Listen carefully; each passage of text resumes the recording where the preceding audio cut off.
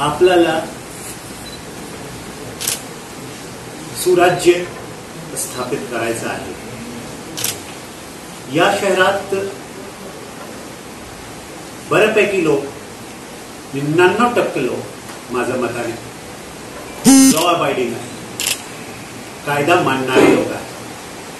फक्त 1% असे लोक आहेत जे वेगवेगळ्या प्रकारचे गुन्हे करतात किंवा गुन्हेला चालना देतात। असे गुन्हेगार ते माथाडीमध्ये असू शकतात, सायबर क्राईम करणारे असू शकतात, वेगवेगळे गट बनवून गुन्हे करणारे किंवा प्रभाव जमावणारे लोक असू शकतात, काही दिशाहीनतेमुळे बाल गुन्हेगार असे असू शकतात। या सर्वांना मी अगोदर समजावण्याचा प्रयत्न करणार, पण एकदा त्यांच्यापर्यंत माझ्या मंतव्य पोचल्यानंतर जर ते सतत याच गुन्हेगारी जगतात राहण्याची इच्छा त्यांची असेल तर त्यासाठी आम्ही पोलीस खात्यात तयार आहोतच। बाकीचे जे 99% जनता आहे ज्यांना कायदा पाहिजे, शांती आणि सुव्यवस्था पाहिजे, इव्हन टेम्पो ऑफ लाईफ पाहिजे, त्या सर्वांचं सहकार्य मला अपेक्षित आहे। या क्षेत्राची औद्योगिक गतिविधी, या क्षेत्राचे IT ॲक्टिव्हिटीज जे आहेत, IT हब एरिया जे आहे, या क्षेत्राचे जे मजुरांची वस्ती असेल, त्याचे वेगवेगळे समस्या असू शकतात आणि त्यामुळे हा सर्व गोष्टींचा अध्ययन करण्यासाठी कॉन्फिडेन्शियल ज्याला सांगतात C2 आणि तसे जे गुन्ह्यांचे जे रजिस्टर असतात ते वाचन करणे क्रमप्राप्त आहे अगोदर, आणि त्यानंतर जी समस्या आहे त्याच्या संबंधाने समजून घेणे गरजेचे आहे। जे काही वेगवेगळी समस्या आहे, प्रथम प्राधान्य तर कोविडच्या आहेच, कारण कोविड आता झपाट्याने वाढतो आहे इथे, पण माझा जे हे आहे उद्दिष्ट आहे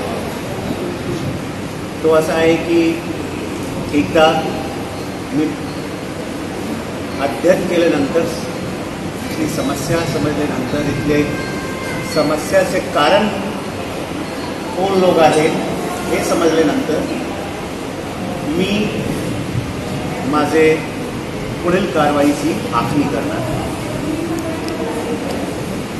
आणि त्यानंतर 0 टॉलरन्स, ते पेटी क्राईम असो की मोठे क्राईम असो, ते पेटी अवैध धंदा असो की मोठा अवैध धंदा असो, 0 टॉलरन्स इज माय प्रिन्सिपल। माझा सिद्धांत आहे 0 टॉलरन्स।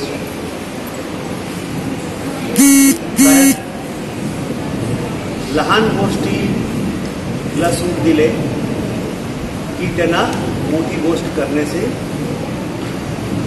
मुभा मिळते आणि त्यांना असं वाटते की आता आम्ही वेगळं करू शकतो। We should nip the wrong things into the bud, ते माझा प्रिन्सिपल राहील। जो दुसरा आहे की माझे पोलीस डिपार्टमेंटचे लोक जे आहेत, कर्मचारी आणि अधिकारी,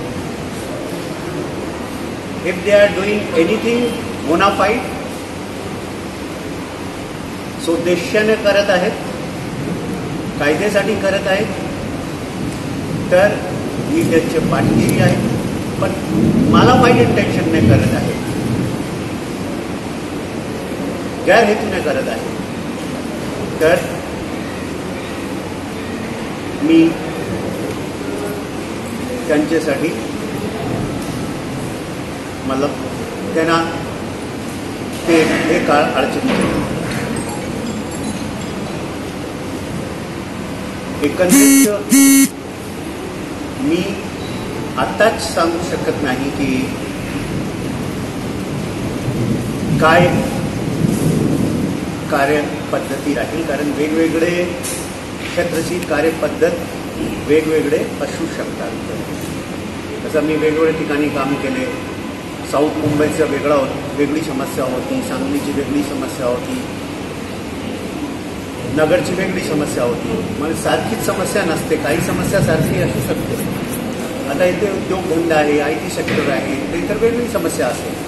तर ते अध्ययन केल्याशिवाय, त्याचं व्यासन केल्याशिवाय मला कळणार नाही. आणि तोपर्यंत मी माझी पुढील कार्यपद्धत काय होईल, मी नटसेलमध्ये एवढं सांगतो की the zero tolerance for any wrong things which relates to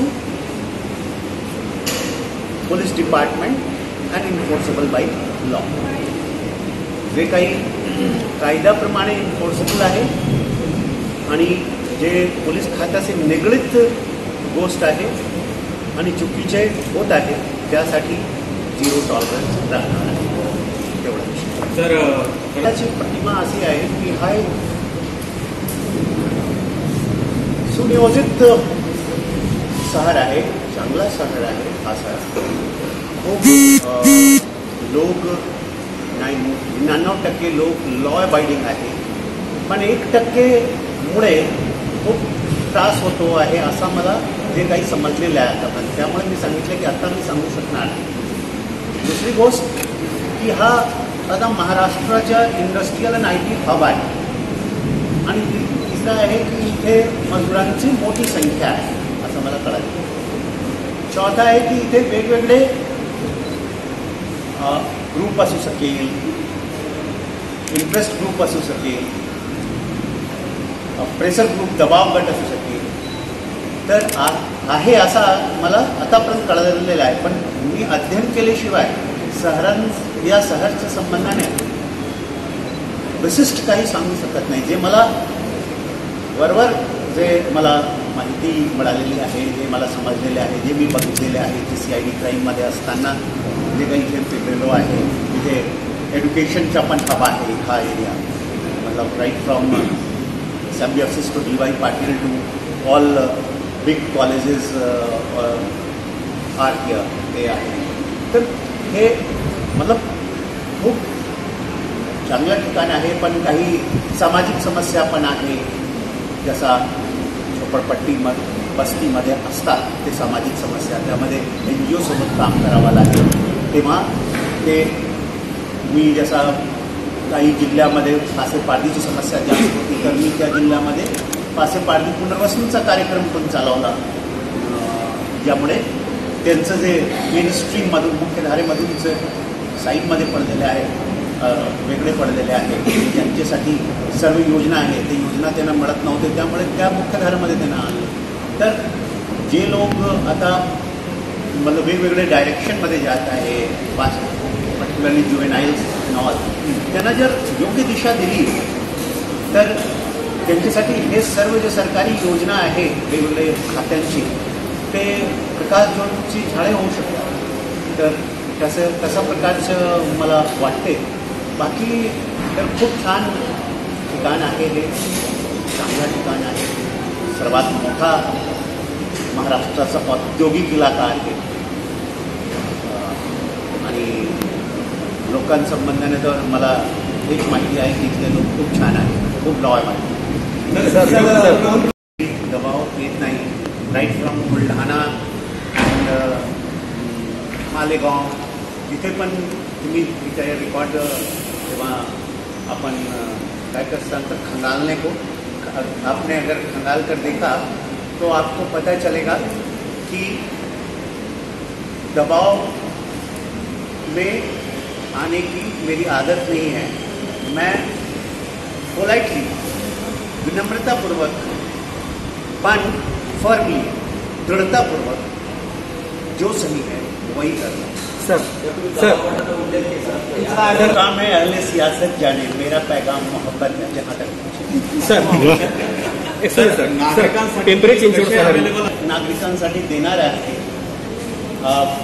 पण मी सोमवारी देणार आहे, कारण 5 नंबर दिले तर आता हेच सर्वांना सिनियर्सकडे पण ते आहे, पण 1 मिनिट पण मला फुरसत मिळणार नाही, त्यामुळे दुसरा नंबर मी देणार आहे।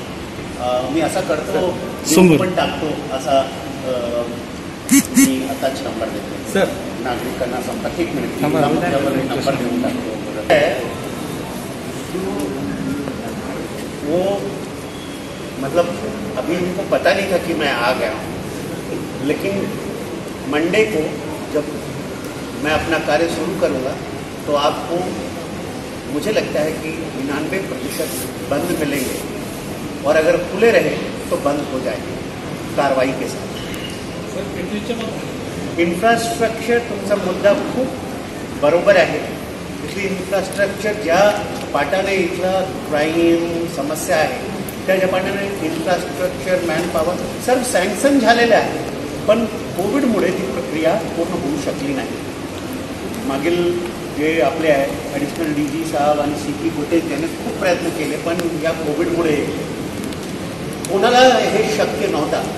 आता कोविड कमी होईल असं वाटतं आणि अनलॉक झाल्यामुळे थोडाफार तर काम सुरू झाले, तर आपण याचा पाठपुरावा करवून घेऊ असं मी गवाही देतो आपल्याला, की इथले जे इन्फ्रास्ट्रक्चर आहे, जे लँड आहे, जे क्वार्टर बनवायचं आहे, जे MT सेक्शन्स आहे, एटसेट्रा एटसेट्रा, जे काही आमची गरज आहे ते आपण करवून घेणार।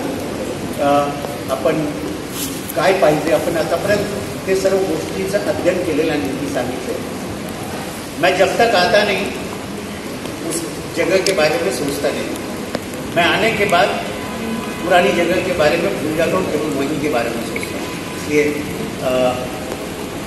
समस्याओं का हद होगा, खात्मा होगा। Thank you. हाँ, आपने कुछ प्रश्न पूछा था सर, फिटनेसच्या बाबतीत हाँ, बघा ना तुम्ही आता कोविडमध्ये जे कोणी स्वस्थ आहे ते जरा खूप चांगल्या रीतीने लढा देत आहे, आणि जे कोणी कोमॉर्बिड आहे म्हणजे वेगवेगळे त्यांना रोग आहे, लठ्ठपणा असेल, हे असेल, तुम्ही बघा ना ते चार्ट जेव्हा दाखवतात क्रिमिनल कमिशनर साहेब त्यामध्ये तेच गोष्टी दाखवतात ना, कोणाला हे आहे, कोणाला काय आहे, कोणाला काय आहे, आणि त्यामुळे ते जास्त संख्येत वाढलेले आहे।